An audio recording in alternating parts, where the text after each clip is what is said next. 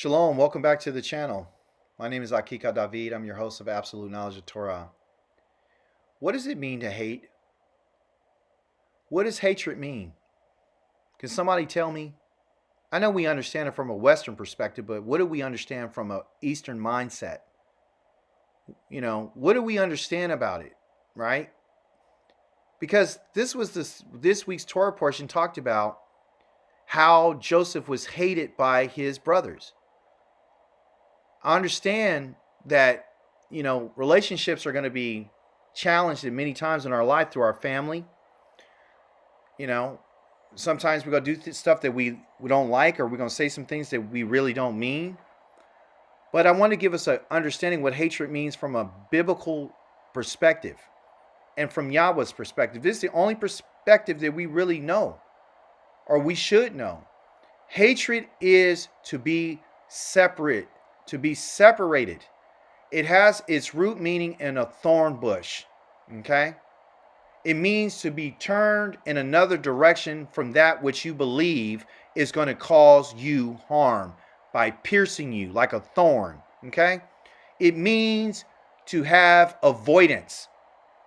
Now, this explains to me why when I reach out to people, they do not call me back. They don't reach back out. They don't want to talk to me. The reason why they don't want to talk to me is because they hate me. Yeah, I said it. They hate me. And if you're listening to this, you should understand I'm not mad at you. I just need you to understand that avoidance and distance and space between people is hatred.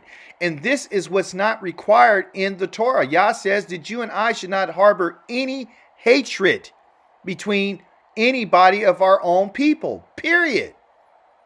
I don't need the New Testament, Christ the Messiah, to come and tell me that, because the Torah already says that. End of the story. That's what he says. I don't know if you understand too that this hatred comes by the things that are being spoken, what's being said. How do we know this? Because Joseph has said he had some dreams. He had some dreams. One of the dreams that I want to tell you about today is, and this was the cause of the hatred. He said something to them that they felt like they were going to be bound to. Dreams are binding in the Hebraic culture. They know it. It's like an omen. They understand it. Okay? But Yah speaks to people through dreams. And he speaks to people through visions. Period. He does. And let me tell you where you can find that. This is Job 33, 15 through 18.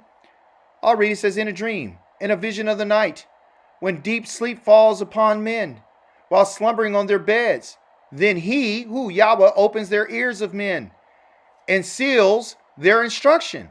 You hear that? He seals their instruction. Through what? Through the dream.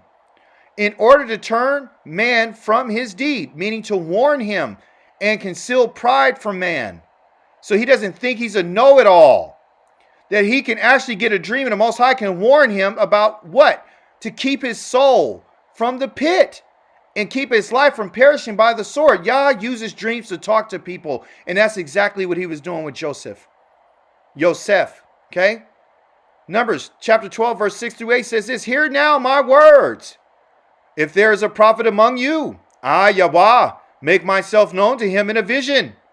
I speak to him in a dream. Not so with my servant Moshe.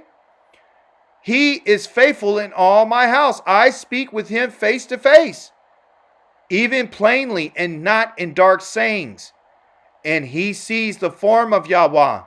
Why then weren't you afraid? He's talking to Miriam and his brother Aharon that was giving Moshe a hard time, saying, we too have heard from Yah. They may have heard from Yah through a dream. They may have heard through Yah from a vision. But he only spoke to Moshe face to face. Verse 8, plainly. I'll say it again, plainly. I'll say it one more time, plainly. Okay? And not in dark sayings. There is no mystery of things that need to be understood as mysterious or mystical. There's no reason for the Zohar. There's no reason for the sages and being esoteric. There wasn't no reason for Paul the Apostle to talk about these are the hidden secrets in mystery. There is no secrets. The Most High has revealed to them what he wanted them to know through a dream and a vision, not in a dark saying. You understand me? So when we talk about the reason why the New Testament exists, they said because it's supposed to make things more clear to us because they didn't understand. Well, if you read the writings of Moshe, you would understand. It's very plain. It's very simple. You understand? Listen, there's two men that I want to talk about. Actually, three. Yosef, his name means to add or remove. That's simple. His brother Reuben said something in the story. If you read it, you'll find it. They wanted to kill Yosef. He said, no, let's don't kill him. Let's just throw him in the pit. In the back of his mind, he's saying, I will come back in later and get him. It seemed very noble. It seemed very peaceful. It seemed very responsible because he's the oldest brother. Well, guess what? He had all the best intentions in the world, but guess what? When he got back, he wasn't there. This is what Yah is talking about.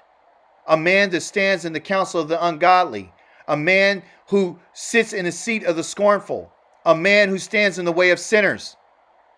He's not the man who delights in the Torah of Yahweh. If he was being responsible, he wouldn't have had no double talk and he would have been able to save his brother's life, but he didn't. What is Yah saying? He's saying to us that you and I have to stop talking with our mouths and then having other intentions. You can have the best intentions in the world, but until you do a follow through, it means absolutely nothing. Period. End of story. Judah, on the other hand, what has happened to him? He has sons. His sons gave his son to a woman named Tamar. He got Tamar. He went to a contract. He purchased her. It cost money for these women. They weren't just given free. He got her. He died. Yah didn't like him. He was evil from Yahweh's perspective in the eyes of the Most High. He killed him. Period. No question. Yah kills the people he don't like. You don't like it, so what? You're evil. You're going to be put to death. That's it. That's it. You got a hard time with understanding what the Most High says is what he says. His name means the self-existing one. You only exist because he allows you to exist. You only breathe because he's allowed you to breathe. You only have a mind. It's because he allowed you to think. Period. He's in charge of everything. Your job is because he allowed you to do that. You have no capacity outside of his giving permission for you to do anything. Just like he gave Satan permission to attack Job. Same identical thing. Ain't nobody in charge of nothing except for the Most High. Period. That's it. Why am I getting hot on this? Because you need to understand something. Judah had given Tamar a promise. He sent her away, again, putting distance. So in some way or another, he hated her because he didn't fulfill the promise he said he was going to fulfill.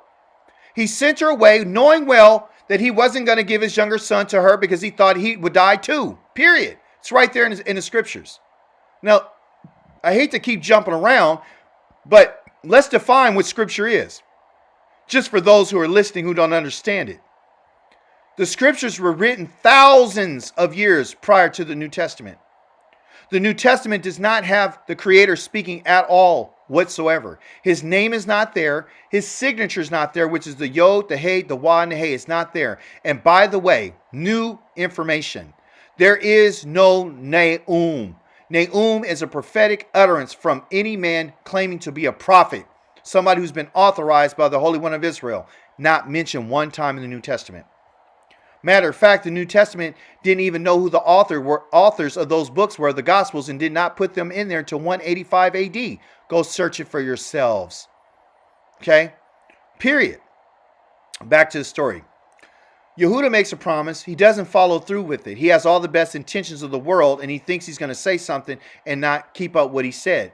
Yah warns the children of Israel, be careful of making a vow to me, because if you fail to pay it, I will destroy you. I will put this up here for you so you can see it for yourself. This is not ACHI'KA David saying these things. This is what the scripture says, okay?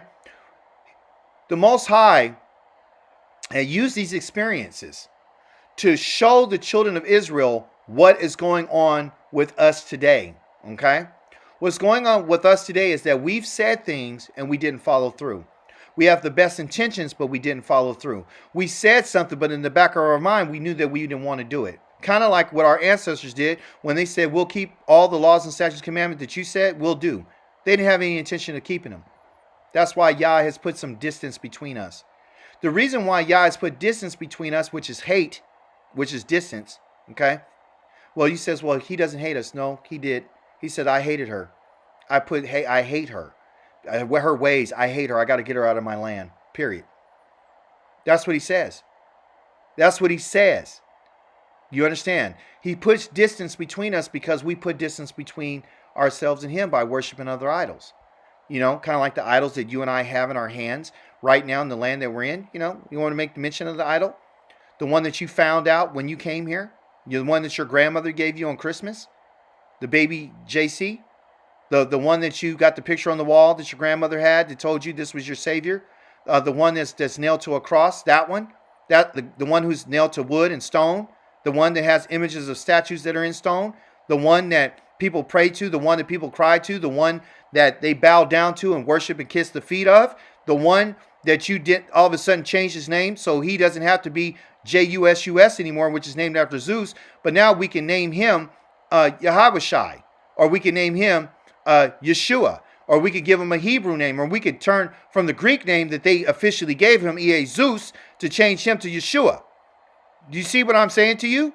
So you could turn him from being white to black. You can turn him from having straight hair and blue eyes to having nappy, kinky black hair with brown eyes. It doesn't matter.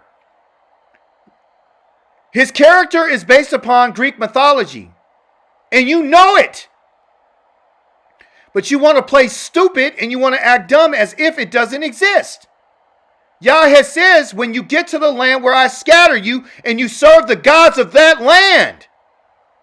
You and I did not know nothing about Yahweh at all until we start reading out of what they call the Old Testament. You will not find his name at all in the New Testament. The New Testament was written hundreds of years after the Torah and the Tanakh and the prophets and the writings. This is what you call playing dumb, and that's what we're doing. I digress. Listen, Judah failed to keep his promise. His daughter-in-law took a stand. That's what it means to what she did. It's called a natsav. She took a stand. She's like, you know what? This man says something to me. I see that he's not keeping up what he's going to do, so guess what I'm going to do? I'm going to dress myself up as a prostitute or a harlot, and I'm going to go get what's mine. I'm going to get this seed that's promised to me. I'm going to get a name. You're not going to take away from me what I deserve, especially because I was paid for. You're in contract with me, and you're not fulfilling the obligations of the covenant. This is what this story's about. So what did she take from him? She took 3 items from him when she sealed the deal, okay? To seal the deal, she had needed 3 things. She wasn't stupid this time. He said, I'm going to give you a goat. She said, what you going to give me to sleep with? He said, I'll give you a kid. I'll give you a young kid. She said, okay, which is representative of what? The young son that he had, that he promised to give. Got it? So then she says, well, this time I want you to give me some evidence. I want some pledges. So she took 3 things from him. The first thing she took from him was called a kotham. Okay, in Hebrew, it's a signet or a seal. His ring that was on his hand. And usually those rings, the kothams, were used as a signet or a seal, like a document. It's usually rolled up, and they put wet clay right on it to seal it, to say this is I'm authorizing this. This is a completed document, okay? And it bears the image of the one who's holding the seal, right? So it's pressed into the clay, okay? And I'll give you a little bit more explanation on the meanings of what it represented when she received it. The next thing she asked him for was a fathil. A fathil is a cord that he had that he carried around with him, okay? For whatever reason, it's a cord. Maybe it's wrapped around his arms or whatever. But she said, I want the cords. I want the cord that you have. And the cord of the fathil means to twist or to twisting fibers, but it actually has this meaning of binding together, okay? And in a sense, it's like, you know, what it means. It means to like bind together. And you know what that means. It means intercourse, okay? Then finally she said, I want your staff. I want your authority. I want your staff.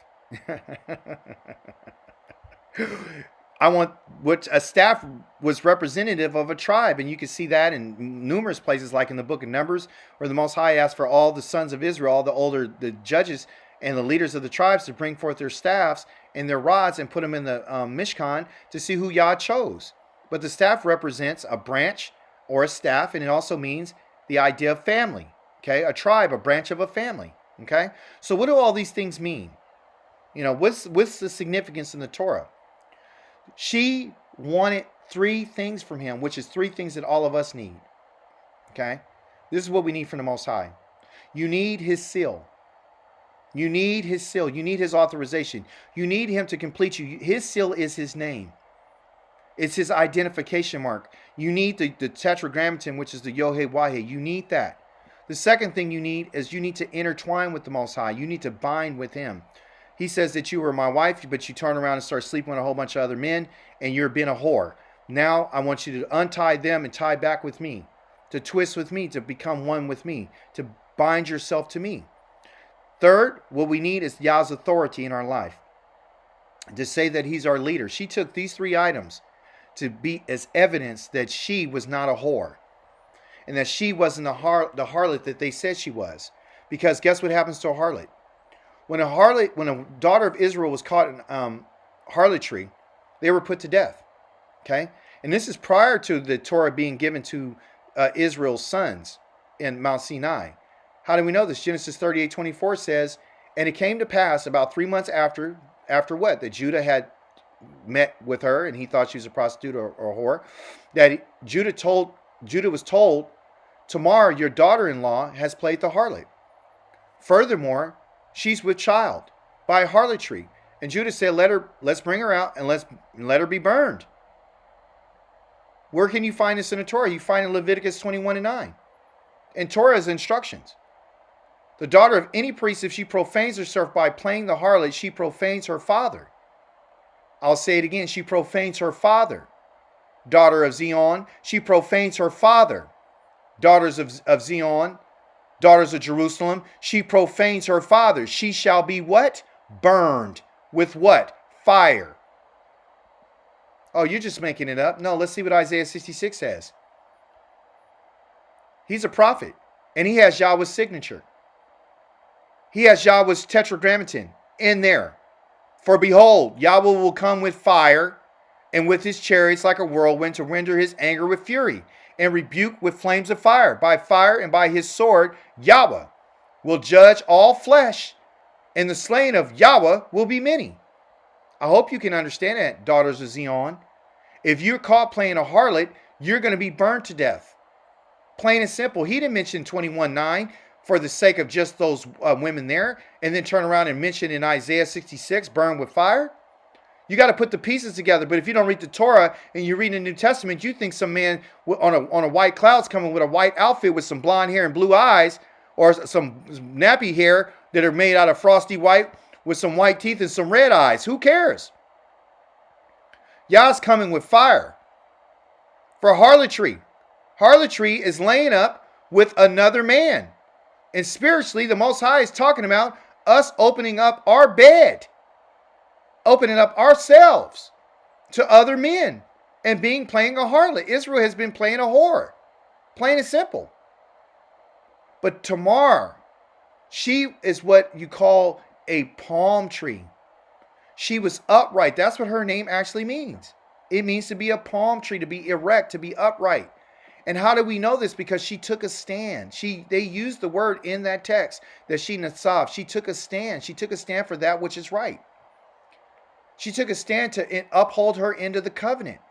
She wanted evidence. She got herself evidence, and based on the stuff that she, and I take exception to me saying stuff. It wasn't stuff. It was the signet. It was the cords, and it was the staff that spared her life. She proved that she wasn't a whore by having the authorization, having him press, like the ring was pressed into the clay. Yehuda pressed into her physically. What else did he do? He bound himself. He twisted with her. He had intercourse, which is the cords, represents the cords. And the staff that he had, he took authority over her and represented the family. He had a staff. She took his staff. Did she take his staff? She did. Literally took his staff to herself. You understand what I'm saying to you? If you can follow along, adults. So everything that she took represented the relationship that they had. And that's why he was able to recognize it and say that she is more righteous than I am. When he found out that his daughter did this, he said, bring her out here to be killed. She's going to be burned. But Genesis 38:26 says, just 2 verses later, So Yehuda acknowledged them, what? The evidences that she had. And he said, she has been more righteous than I. She has been more righteous than I, because I did not give her to Shelah, my son, and he never knew her again, because he failed to live up to what he said he was going to do. He failed. She didn't fail. She wasn't a whore. She was righteous because she took a stand. She took a stand. She stood up straight and said, I'm going to do whatever I need to do in order to obtain the promise that was made to me. And what I'm telling you today is, you and I need to let Yah press into us with his authority. You need to take the cords of Yah and bind yourself to him. And you need to take the staff, the authority of the Most High, and become part of his family. If you do not have those evidences, you're going to be put to death by fire. And I need you to understand, when it says that Yehuda acknowledged them, he acknowledged that which was physical articles. You understand? Now, I know that you believe that the New Testament says that faith is the substance of things hoped for and the evidence of things not seen. She did not come with words. She came with action. She was able to present something that she physically took. Something that she can prove. Can you prove that you kept the Shabbat? Can you prove to Yah that he knows that if you kept his word? Can you prove that you sought him out by his word? Can you prove that you're wholehearted towards him? Do you have any evidences of his name in your life? Or do you have the name of another man in your mouth? Another Balaam? The only Elohim that Israel has ever known, starting from our father Abraham, Yitzchak, and Yaakov, has only been one name, and that name is Yahweh. Not only did they know his name, Raquel knew his name, Yahweh. Leah knew his name, Yahweh. Bilhah knew his name, Yahweh. Everyone knows his name except for the people that are out here today. He said, you forgot my name. You forgot me, Israel. He says, don't forget me. We have forgotten Yah. We've forgotten his name. We've forgotten that he's the one who delivered our ancestors. There was none with him. He says it over and over and over again. I am Yahweh, your Elohim. There is no other. Watch my tapes. I've said it over and over again. I'm like a broken record all day long. But everybody else wants to keep the gods of this land in their hands. And guess what Yah's going to do? He's going to burn you up. Because you're being a harlot. And you're going to be put to death. I don't say that with any joy, because Yah says, I do not take any pleasure in the death of the wicked. That's what he says. And I agree with him. He doesn't take any pleasure in the death of the wicked. He asks for the wicked to turn from his wickedness physically. Turn from it, not spiritually, physically. And go and keep the laws and the statutes and the commandments which the Holy One of Israel has instructed the children of Israel by the mouth of his prophet, which is Moshe, known as Moses, that has not speaking in dark sayings, nor has he not spoken to him plainly. He has spoken to him as clear as anyone can speak to anyone face to face. And he delivered that message to us, and we have to pay attention. With that being said, I say shalom to you, and may the Holy One of Israel open your mind, and open your ears, and open your eyes to see, and to listen, and to behold the wonderful things that can be found in the Torah. Shalom.